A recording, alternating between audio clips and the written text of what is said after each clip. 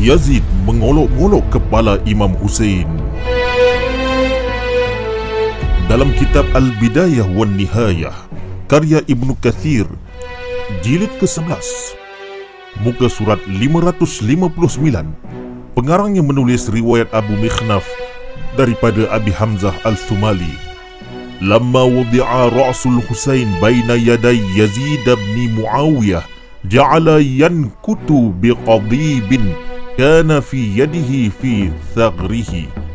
Tatkala kepala Al-Husain diletakkan di hadapan Yazid bin Muawiyah, ia mengolok-ngolok dengan tongkat di tangannya pada mulut Al-Husain. Faqala lahu Abu Barzah Al-Aslami, ama wallahi laqad akhadha qadibuka hadha ma'khazan laqad ra'aitu Rasulullah sallallahu alaihi wa alihi wasallam yarshufuhu. Thumma qala lahu, ama inna hadha sayaji'u yawmal qiyamati wa syafi'uhu Muhammadun sallallahu alaihi wa alihi wasallam wa taji'u wa syafi'uka Ibnu Ziyad. Abu Burdah Al-Aslami berkata kepada Yazid, demi Allah, tongkatmu telah mengambil di situ, sesungguhnya aku melihat Rasulullah menciumnya di situ. Kemudian Abu Burdah berkata, orang ini akan datang di hari kiamat dan penolongnya ialah Muhammad sallallahu alaihi wa alihi wasallam, dan kamu datang sedangkan penolongmu adalah Ibnu Ziyad. Thumma qama fawalla. Kemudian Yazid bangkit dan berpaling. Ibnu Katsir juga menulis beberapa riwayat yang lain. Faqala lahu Abu Barzah, irfa' qadibaka falaqad ra'aitu Rasulullah sallallahu alaihi wa alihi wasallam yalthamuhu. Berkatalah Abu Barzah, angkatlah tongkatmu, sesungguhnya aku telah melihat Rasulullah sallallahu alaihi wa alihi wasallam menciumnya. Kisah Yazid memperolok-olokkan kepala Imam Husain adalah masyhur.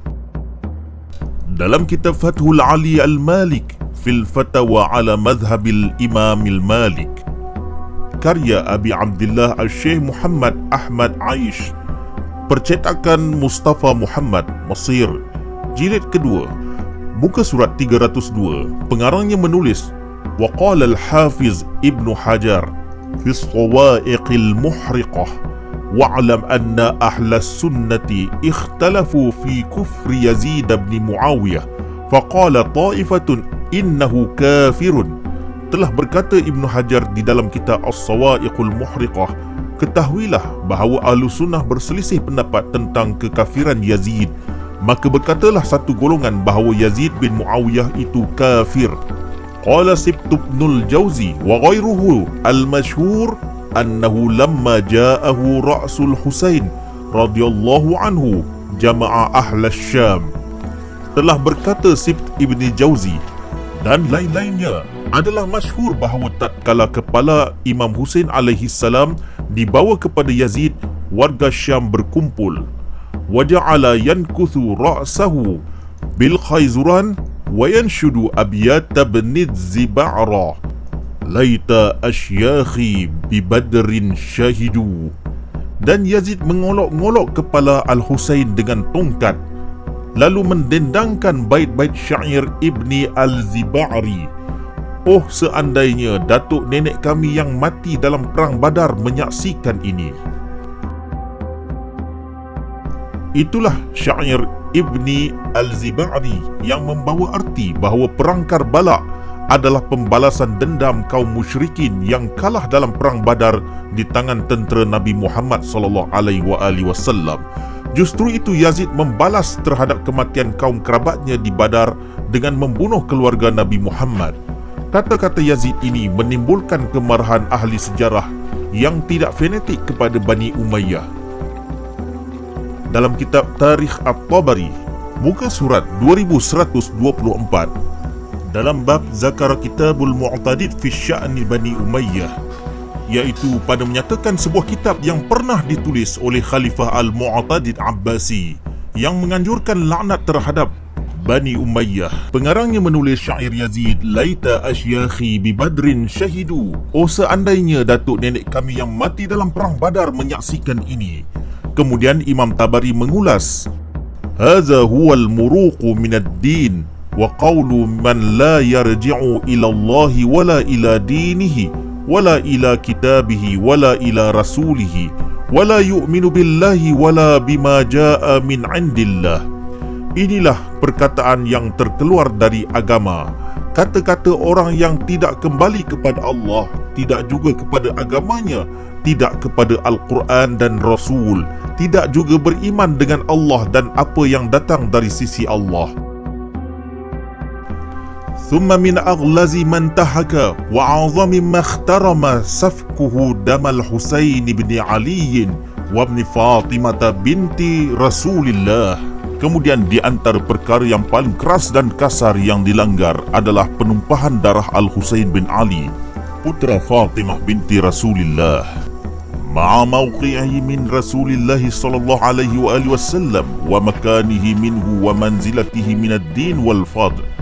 Dalam keadaan Al-Husain mempunyai darjat dalam hubungan dengan Rasulullah dan martabat serta kedudukannya dalam agama, juga keutamaan. Wa syahadati Rasulillah sallallahu alaihi wa alihi wasallam lahu wa li akhihi bi siyadati syababi ahli jannah, dan kesaksian Rasulullah baginya serta abangnya sebagai penghulu pemuda syurga. Ijtira'an 'ala Allahi wa kufran bidinihi wa adawatan li rasulihi wa mujahidatan li'itratihi wa istihanatan bihurmatihi. Biadab kepada Allah, kafir dari agamanya, berseteru dengan rasulnya, berperang dengan kerabat baginda, menghina kehormatan baginda. Faka'annama yaqtulu bihi wa bi ahli baitihi qauman min kuffar ahlil turk wad-dailam la yakhafu min Allahi niqamatan wa la yurqibu minhu sitwatan fabutira Allahu umrahu. Seolah-olah yang membunuh Husain dan ahlul bait baginda adalah satu kaum kafir Turk dan Dailam, tidak takut pembalasan Allah, tidak awasi jiwa dicabut. Semoga Allah memendekkan usianya. Wajtatha asluhu wa far'uhu wa salabahu ma tahta yadihi wa u'idda lahu min azabihi wa uqubatihi mastahaqqahu minallahi bima'siyatihi. Mencabut usul dan cabangnya dan menafikan apa yang dia miliki, menyediakan untuknya dari azab dan pembalasan dengan apa yang patut ia terima daripada Allah kerana maksiatnya.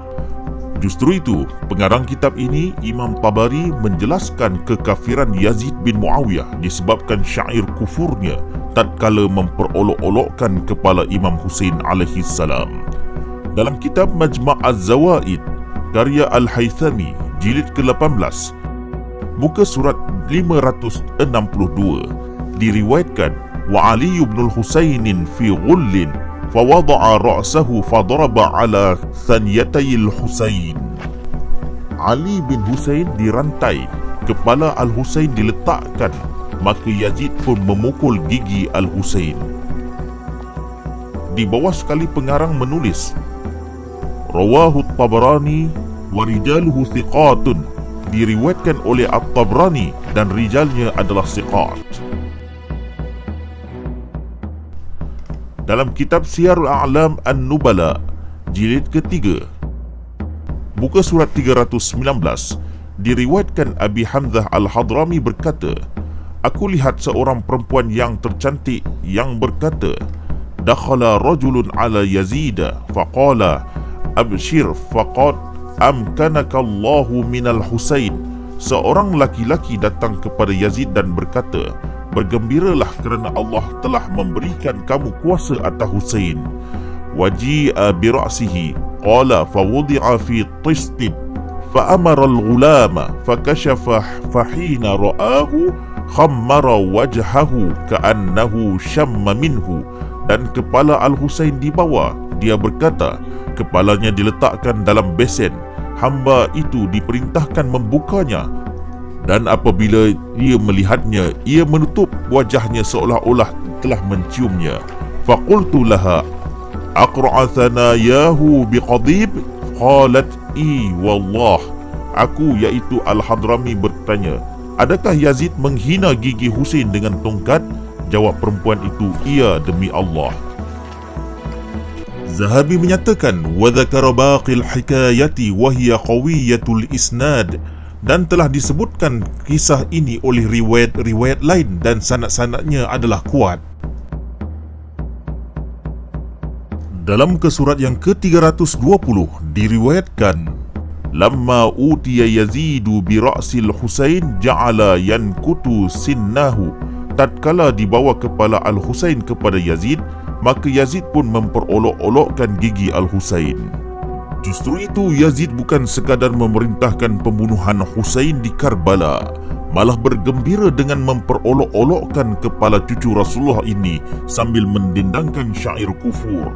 Semoga laknat Allah ke atas Yazid bin Muawiyah, para pembantunya dan para penyokongnya sejak awal hari ini dan hingga ke hari kiamat.